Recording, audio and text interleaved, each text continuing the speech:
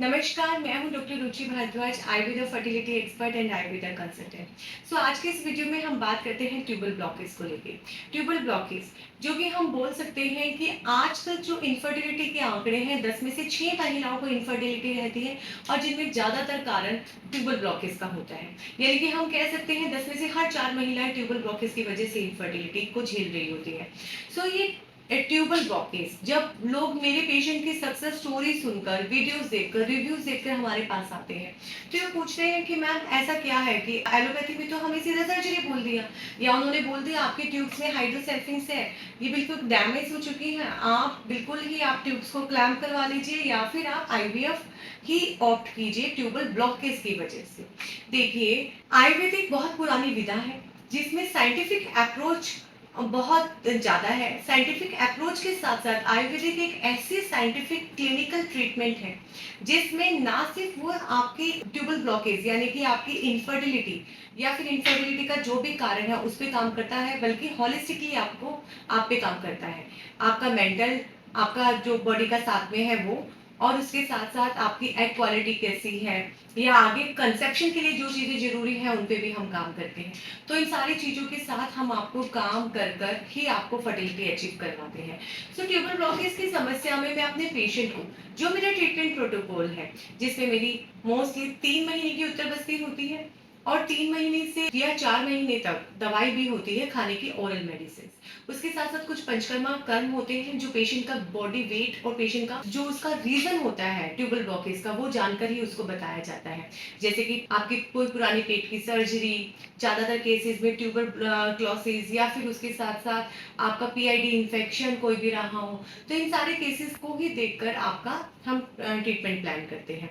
तो इसमें पंचकर्मा प्रोसीजर कौन सा जाएगा, ये डिपेंड करता है कि आपका रीजन क्या है। इन सारी चीज़ों के बाद जब मैं आपको ट्रीटमेंट देती हूँ, वो सारे पेशेंट्स का सेम नहीं होता, वो कस्टमाइज होता है। उसमें भी रीजन क्या है वो जाना जाता है। अलोंग विद इट आपका बॉडी वेट, एज, कितनी पुरानी ट्यूबल ब्लॉकेज है, ये सब देखकर ही डिसाइड होता है। बट हाँ, कुछ होम रेमेडीज हैं जो कि सबके लिए नॉर्मल है। ज्यादातर लोग बोलते हैं मैम 1 महीने में प्रेगनेंसी हो जाएगी ट्यूबल ब्लॉकेज के बाद, मैंने उस वीडियो में सुना था। या फिर लोग बोलते हैं मैम ब्लॉग में, या बहुत सारे आयुर्वेदिक डॉक्टर कहते हैं 1 महीने में प्रेगनेंसी हो जाएगी ट्यूबल ब्लॉकेज के साथ। ऐसा नहीं है। देखिए, किसी भी डिजीज का कोई भी सर्टेन टाइम नहीं है कि क्योर हो जाएगी या कोई भी ब्लॉकेज हट जाएगी।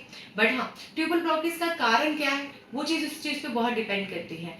हाँ, 1 महीने पे भी पेशेंट ने प्रेगनेंसी अचीव की, उत्तरावस्थी के बाद हम उससे ज़्यादातर मना करते हैं कि आपको 3 महीने तक प्रेगनेंसी या ड्यूरिंग द ट्रीटमेंट आपको बच्चे के लिए ट्राई नहीं करना है। आपको कुछ ना कुछ फिजिकल कॉन्ट्रासेप्टिव यूज कर कर ही आपको आप रिलेशन रख सकते हैं।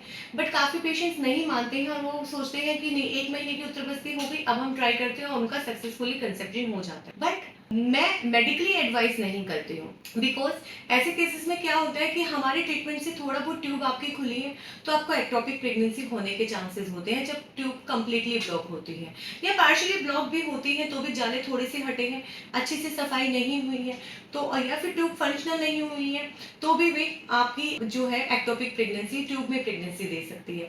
3 महीने की ट्रीटमेंट के बाद ही आपको हम एडवाइस करते हैं बच्चे के लिए ट्राई करना।